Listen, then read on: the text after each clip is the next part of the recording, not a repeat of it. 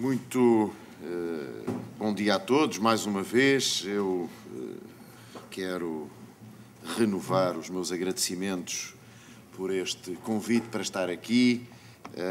Sou eu que sou distinguido com esta possibilidade.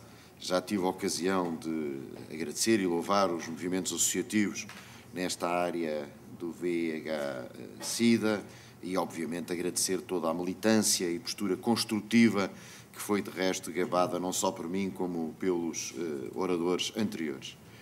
A questão mais importante para nós, quando somos levados a pensar sobre inovação e acesso à inovação, e esta questão é uma questão absolutamente central em todo o discurso que a seguir irei apresentar, prende-se com a própria definição de inovação. Nem tudo o que é novo é inovador, como muitas vezes se repete, mas esta afirmação deve ser descodificada. E do nosso ponto de vista, do ponto de vista médico, e obviamente da implicação política que isso não pode deixar de ter, nós, ao falarmos de inovação, estamos especificamente a falar de qualquer coisa que, sendo eventualmente novo, em alguns casos até estamos muitas vezes a falar de novas indicações de medicamentos antigos, estamos a contribuir com essa intervenção de novo para acrescentar valor à saúde das pessoas, no fundo, para resolver de alguma forma, preferencialmente de uma forma melhor, um problema que essas pessoas ou populações tenham. Ora, nós sabemos que, felizmente, ao longo dos últimos anos, e a história do sucesso da medicina contemporânea é, em grande parte, a história do sucesso da farmacoterapia, a verdade dos factos é que este sucesso, que está intimamente ligado à inovação, hoje em dia, por circunstâncias que têm que ver com a própria dinâmica económica das sociedades, coloca em risco a sustentabilidade dos sistemas de saúde.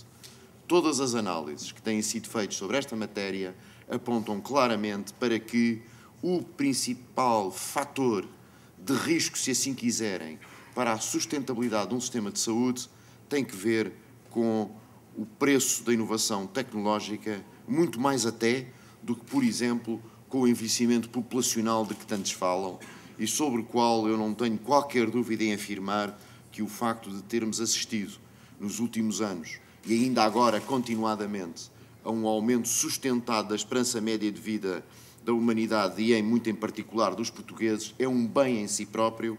O problema do envelhecimento populacional é uma questão de equilíbrio de pirâmide populacional e sobre essa matéria já tive a ocasião de me referir várias vezes. O que está mal é a diminuição da natalidade, não é seguramente o aumento da esperança média de vida das pessoas, até porque esse aumento de esperança média de vida das pessoas é claramente o primeiro espelho do grande sucesso que os serviços de saúde têm tido em todo o mundo, em particular no mundo ocidental e na Europa, e nos Estados Unidos também, embora aí as circunstâncias merecessem uma análise mais detalhada, uma vez que o seu modelo social não é o nosso, mas, acima de tudo, referindo-me a Portugal, o facto de termos assistido a uma redução muito significativa da mortalidade e a um aumento da esperança média de vida, ainda não suficientemente acompanhado de uma diminuição da mortalidade prematura, apesar disso, tudo isto são fatores de sucesso e de impacto positivo para as sociedades.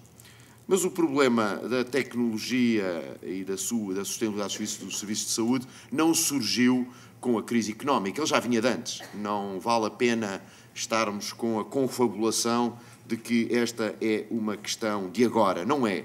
Há análises feitas já há alguns anos que alertavam claramente para os riscos do crescimento não controlado da despesa em saúde, muito à custa do aumento dos custos da tecnologia utilizada. Eu posso, por exemplo, dizer-vos, obviamente sem me referir apenas a antirretrovirais, portanto estou a fazer a análise a partir dos dados que foram apresentados pelo Infarmed e, portanto, há aqui uma conjunção de antivíricos a que me vou referir, não somente antirretrovirais, mas também aqui Já agora podemos chamar à discussão também o problema de outras doenças virais acompanhantes, como, por exemplo, a hepatite C, ou até, se calhar, de doenças de caráter bacteriano, como o caso da tuberculose, mas cingindo-me apenas à rubrica de antivíricos, em 2008, até setembro, Portugal gastou 74 milhões de euros.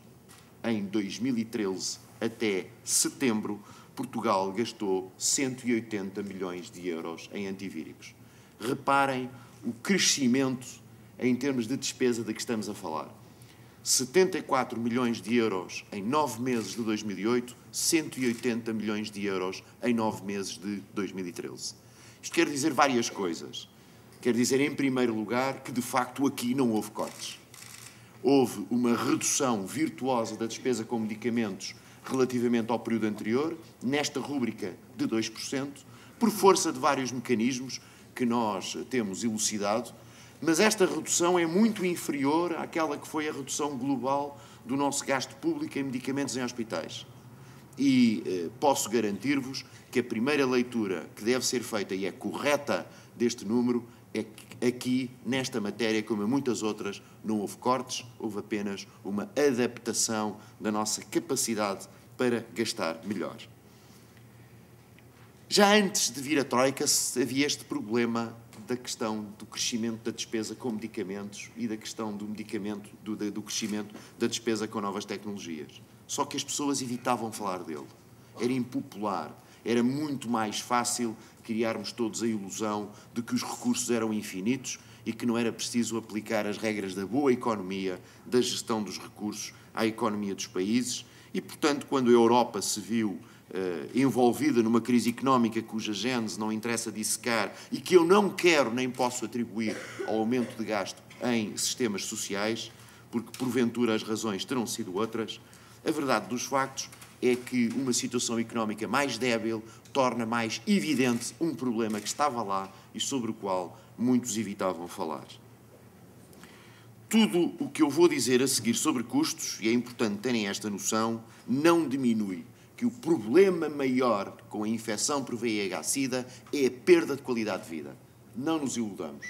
Nós não temos que falar apenas da necessidade de combater esta doença porque ela é dispendiosa, e existem outras muito dispendiosas ou até se calhar mais dispendiosas.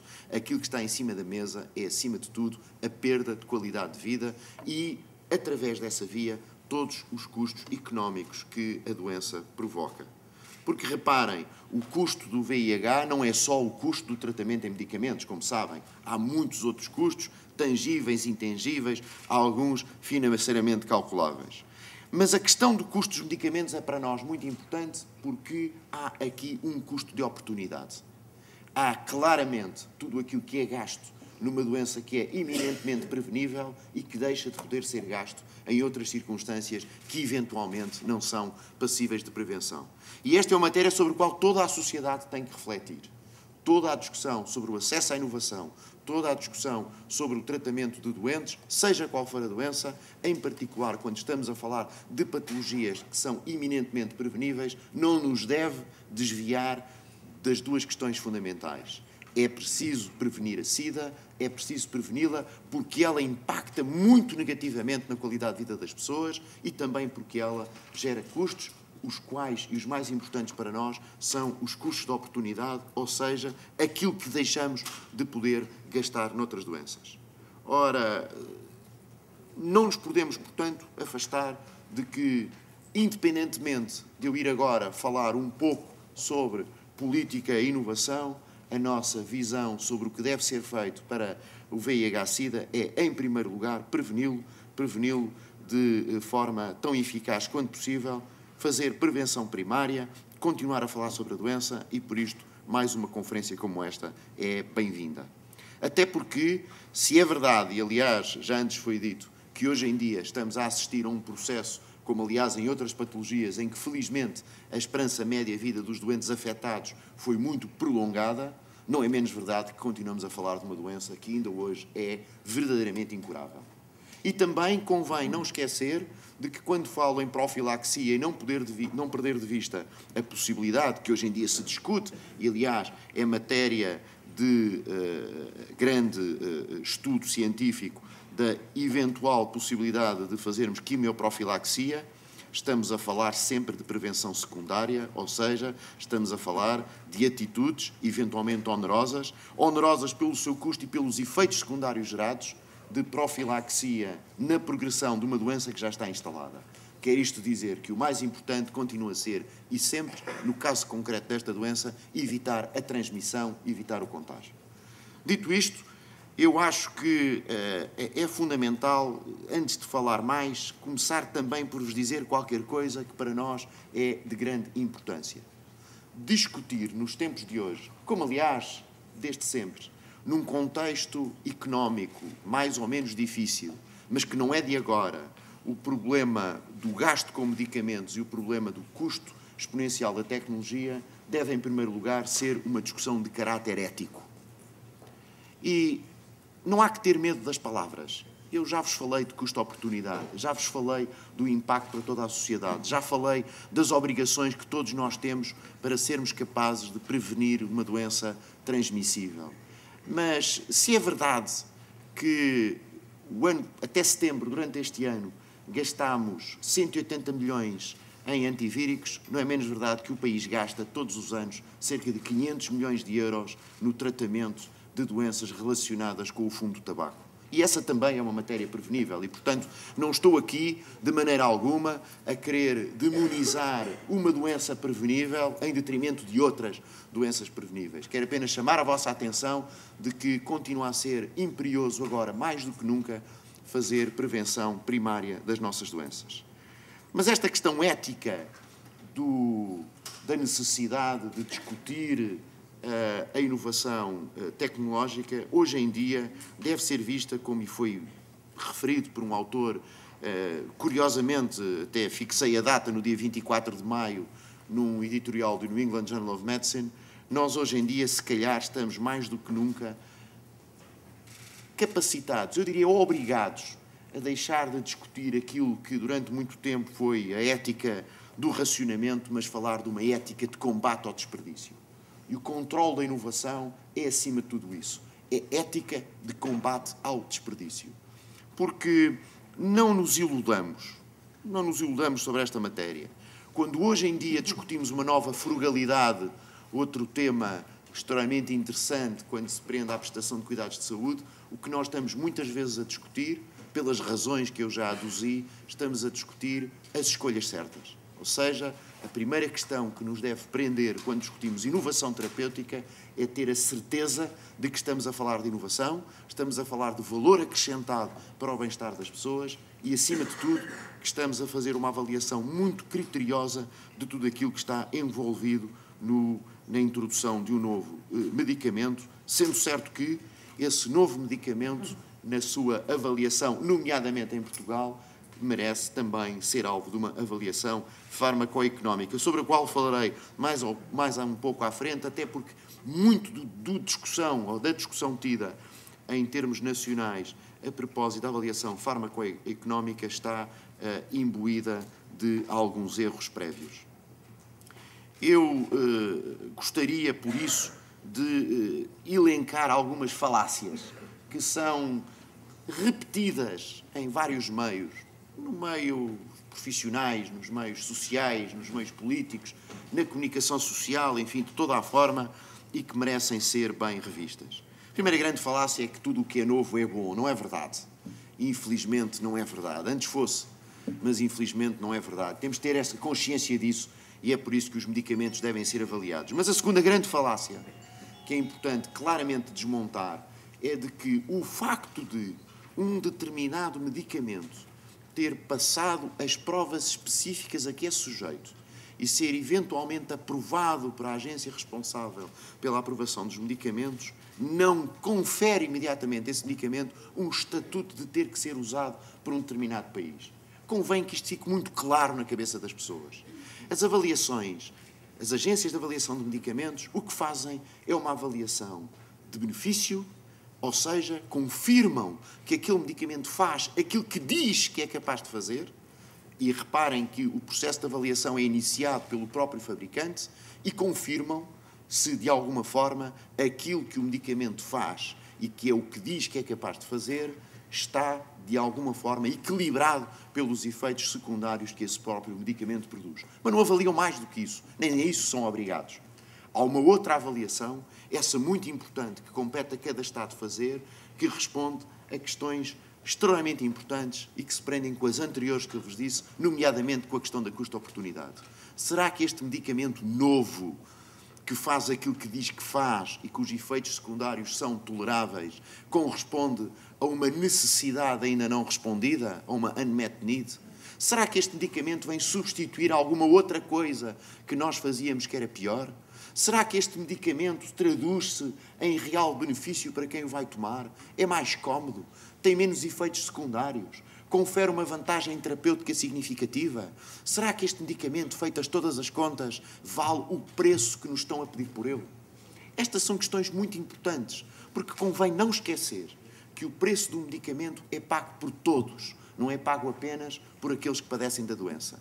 E esta é uma reflexão extremamente importante. As avaliações que são feitas, nomeadamente nesta casa onde me encontro, são avaliações que, acima de tudo, têm, em primeiro lugar, como fim, responder ao bem público, ou seja, garantir que o sistema de saúde português, o Serviço Nacional de Saúde, tem capacidade para poder continuar a tratar todos os doentes que o procuram, recusando, porque isso é que não é ético, o paradigma de que o primeiro a chegar é o primeiro a ser servido, os recursos gastam-se nos primeiros doentes, não há continuidade e, não havendo continuidade, não há qualidade num sistema de saúde.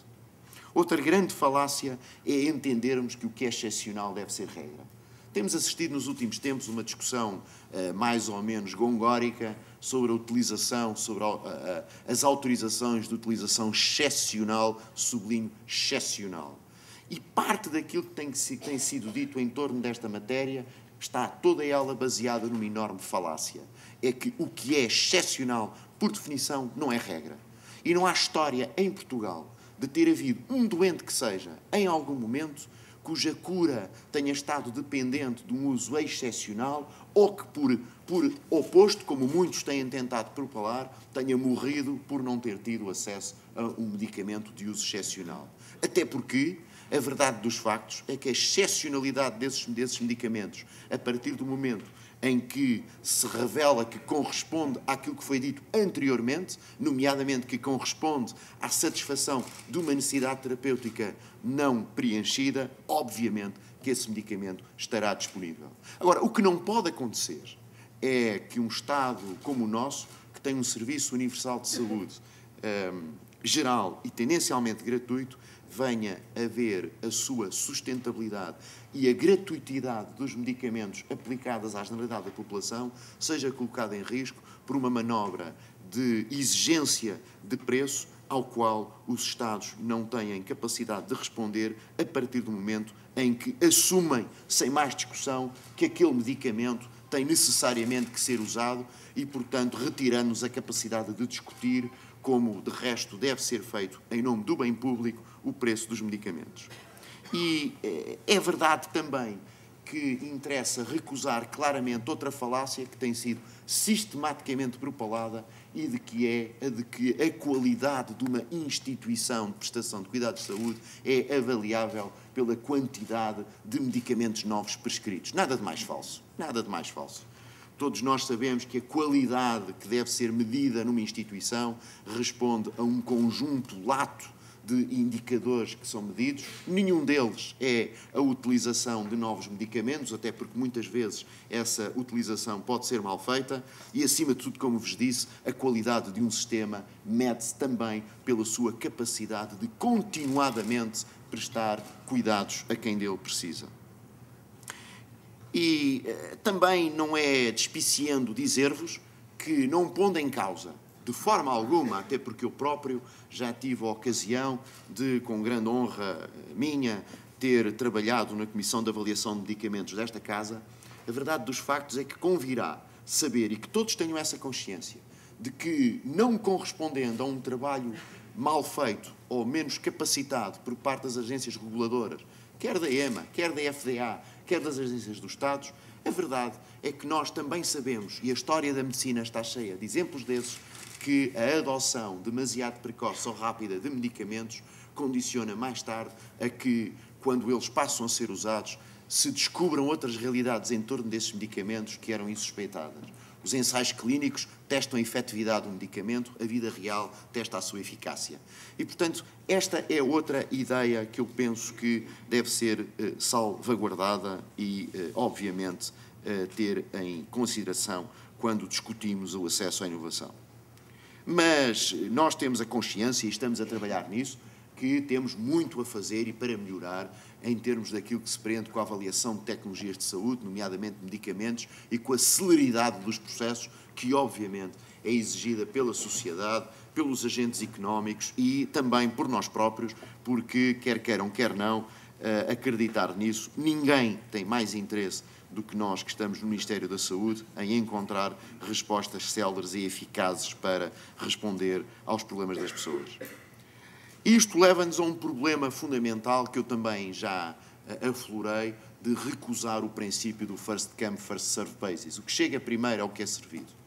E isto condiciona-nos necessariamente a uma análise muito cuidada da instalação territorial dos serviços que tratam estes doentes. Estamos a fazê-la, com a nota clara que eu mais uma vez sublinho, que o facto de estarmos a trabalhar, e brevemente teremos mais resultados sobre essa matéria, uma vez que um dos grupos de trabalho por nós designados para trabalhar na reforma hospitalar apresentará resultados sobre esta matéria especificamente, nós estamos a trabalhar no sentido de dotar o país de um conjunto de centros de referência ou de excelência, se preferirem, mas com esta palavra gostava que ficasse também claro que não há aqui nenhuma intenção de diminuir ou minimizar os outros. A excelência, se querem que vos diga, faz-se no dia-a-dia e começa a maior parte das vezes pela natureza do nosso próprio comportamento.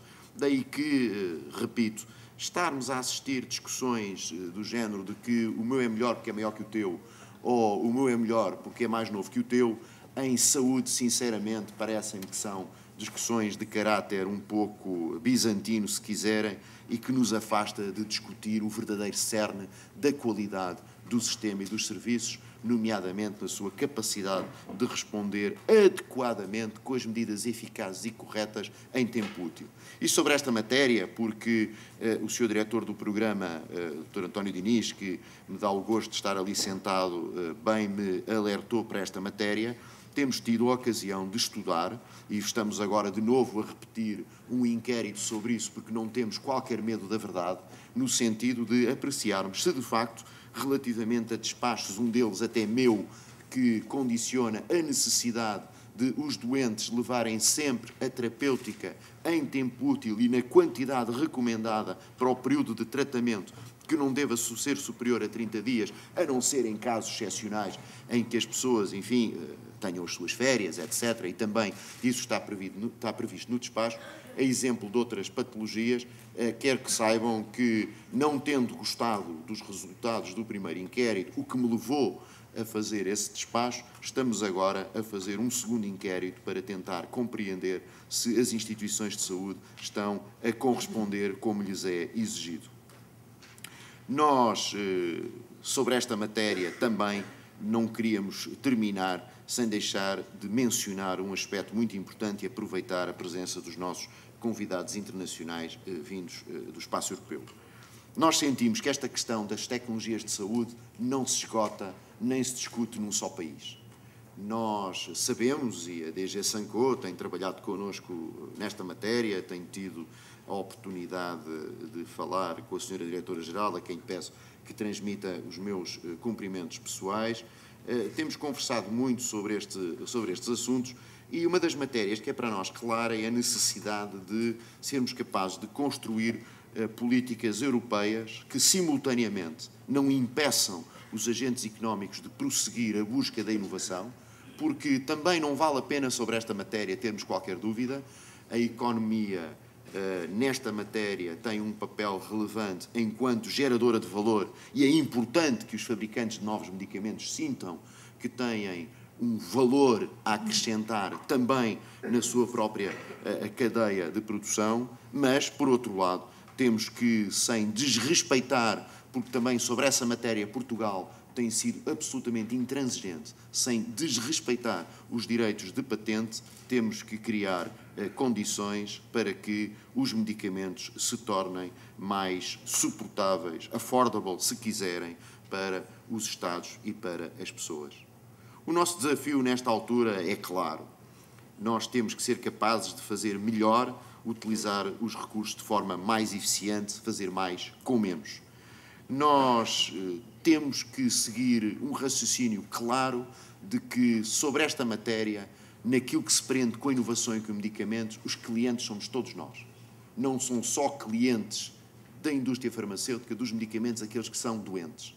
O nosso sistema e a solidariedade em que se baseia cria-nos a necessidade de sermos todos nós, independentemente da doença que tivemos, que já não tivemos, que um dia vamos ter, aqueles que felizmente têm, eu diria, a bênção, muito por força das suas opções de vida, de desenvolver uma vida inteiramente saudável, e muito disso está na nossa mão, ou uma parte disso, já que a genética, essa infelizmente não controlamos, nem alguma exposição não desejada a agentes nocivos. A verdade dos factos é que o nosso sistema, e ainda bem que assim é, e nunca deixará de ser assim, é um sistema em que todos nós, de alguma forma, somos solidários para a contribuição da saúde dos portugueses. E sobre essa matéria, é por isso que este debate da inovação é um debate que não deve ser apenas, e do custo dos medicamentos, é um debate que não deve ser apenas limitado àqueles que padecem da doença e àqueles que estão envolvidos diretamente com a prestação de cuidados de saúde. É um debate que tem de envolver toda a sociedade que paga os medicamentos. Nós sabemos que isto é difícil, mas provavelmente nem sequer temos um dilema. Nós, felizmente, em Portugal e em maioria dos países europeus, eu diria na sua totalidade, não somos obrigados a fazer escolhas como outros países infelizmente fazem, e até alguns com um estado de desenvolvimento económico ou com riqueza em termos de PIB per capita maior que a nossa. Nós não somos nunca obrigados, nem seremos, assim o desejamos, a ter que escolher se A é tratado em detrimento de B. Temos que criar condições para que isso nunca deixe de ser assim e, portanto, do meu ponto de vista, esse dilema não se coloca. O que se coloca é saber como somos capazes de poupar onde não é preciso gastar, e sobre essa matéria as respostas são simples. Temos que ser capazes de pensar melhor, saber melhor como usar aquilo que temos e, acima de tudo, saber usar melhor aquilo que sabemos. Muito obrigado.